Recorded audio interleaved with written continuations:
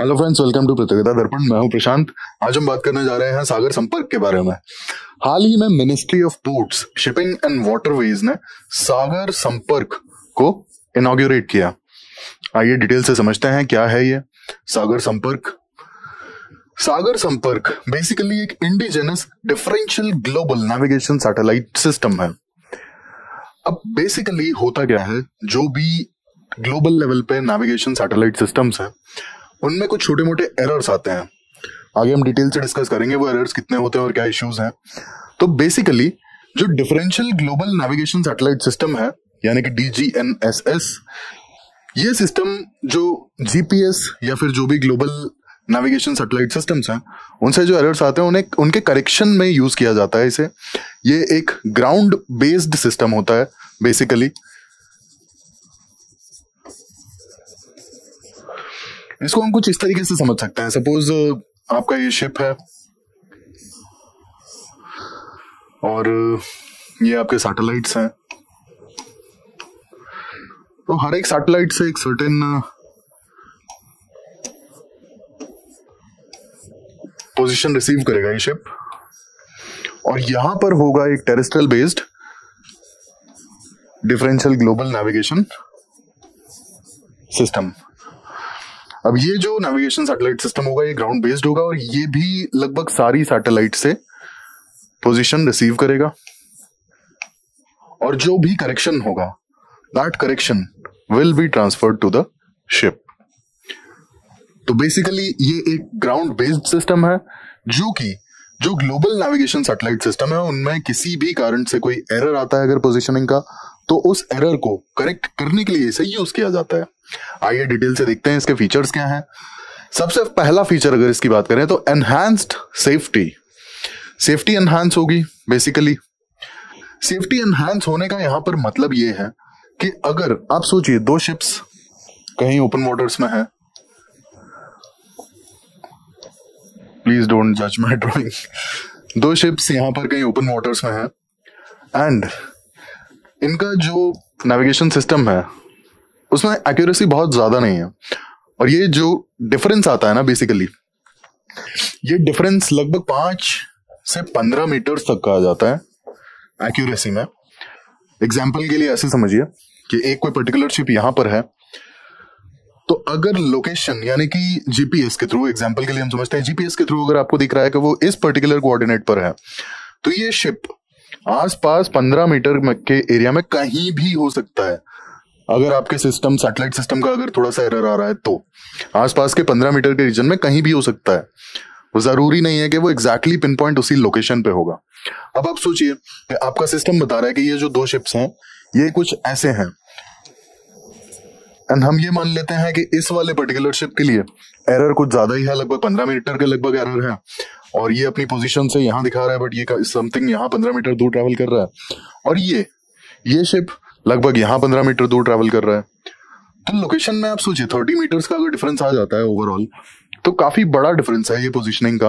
और 30 मीटर्स में मतलब अगर सपोज अगर ये क्लैश करने वाले होंगे, कोलाइड करने वाले होंगे, तो इन्हें जब तक इन्फॉर्मेशन मिल पाएगी कि क्लैश किया जा सकता है, कोलाइड हो सकता है और ये अपनी स्पीड कंट्रोल करेंगे या अपनी डायरेक्शन को चेंज करेंगे, तब तक कोलिजन हो भी सकता है। तो दैट्स हाउ सेफ्टी एनहांस होगी। रीजन बीइंग एक्यूरेसी पर 100 नॉटिकल माइल पर एक्यूरेसी 5 मीटर के लगभग है, यानी कि जो एरर आएगा वो 5 मीटर से भी कम का होगा एग्जैक्ट पोजीशनिंग में। यानी कि अगर कोई शिप यहां पर है तो आसपास के 5 मीटर्स के रीजन में ही ये शिप होगा, पिन पॉइंट लोकेशन उसका आसपास के 5 मीटर्स में ही होगा, ना कि जो ग्लोबल नेविगेशन सैटेलाइट सिस्टम्स हैं उनके अकॉर्डिंग जो एरर्स आती है लगभग 15 मीटर की। अब बेसिकली मैं आपको यहाँ दो चीजें बता दूं, एरर आती क्यों है, एरर आने का कारण क्या है। सबसे पहला रीजन आता है यहाँ पे एनवायरमेंटल फैक्टर्स। ठीक है, एनवायरमेंट में आपका जो भी क्लाउडी है चीजें हैं, लाइक थंडरस्टॉर्म है या फिर क्लाउडी सीजन है, बेसिकली क्लाउडी वेदर है, आई मीन, तो ये एक बहुत बड़ा रीजन होता है एरर आने का। दूसरा एरर आपका आता है सैटेलाइट क्लॉक की वजह से। क्लॉक में अगर किसी तरह का एरर आ जाता है तो इस वजह से कई बार पोजीशनिंग में थोड़े से चेंजेस देखने को मिलते हैं और एरर आ जाते हैं। तो ये दो रीजंस होते हैं बेसिकली एरर आने के, और एरर आने की वजह से कोलिजन के चांसेस बढ़ जाते हैं, सेफ्टी के इश्यूज बढ़ जाते हैं। तो जो हमारा differential global navigation satellite system है, ये इन चीजों को, इन एरर्स को इंप्रूव कर देगा अप टू 5 मीटर्स पर 100 नॉटिकल माइल, जो कि पहले 15 मीटर तक था। तो इसके कारण से सेफ्टी एनहांस होगी। दूसरा, एक्यूरेसी काफी ज्यादा इंप्रूव होगी। तीसरा, इंक्रीज्ड अवेलेबिलिटी। अब बेसिकली जो DGNSS है, ये भी एक कॉन्स्टेलेशन ही यूज करेगा सैटेलाइट्स का। इस कॉन्स्टेलेशन के यूसेज की वजह से अवेलेबिलिटी काफी अच्छी होगी और काफी इंप्रूव्ड होगी। Then precise positioning. Precise positioning, अब आप सोचिए, एक्यूरेसी अगर इंप्रूव हो रही है तो पोजिशनिंग तो प्रिसाइज होगी ना। Last feature is to meeting the international obligations of IMO, SOLAS and IALA. IMO is International Maritime Organization, SOLAS is Safety of Life at Sea. Lastly, IALA, International Association of Marine Aids to Navigation and Lighthouse Authorities. Basically, SOLAS is about the quality of the construction of ships. IALA is about shipping routes, shipping as well as environment safety. Lastly, we are going to discuss initiatives for maritime security which India has taken. पहला आता है NAVIC. NAVIC is Indian Regional Navigation Satellite System.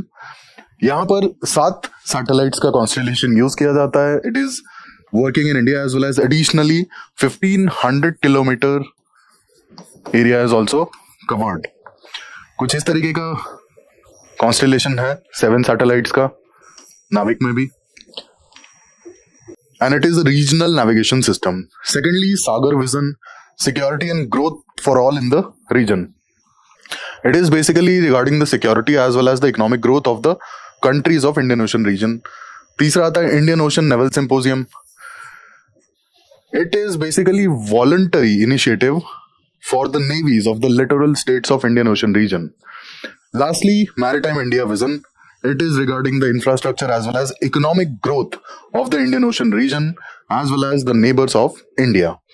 तो ये हमने discuss किया सागर संपर्क के बारे में और देखा कि सागर संपर्क बेसिकली है क्या, कैसे काम करेगा, क्या इसके बेनिफिट्स होंगे और इंडिया ने मैरीटाइम सिक्योरिटी के लिए क्या और इनिशिएटिव्स लिए हुए हैं। ऐसे ही इंफॉर्मेटिव वीडियोस के लिए हमारे साथ जुड़े रहिए। Thank you, thanks for watching.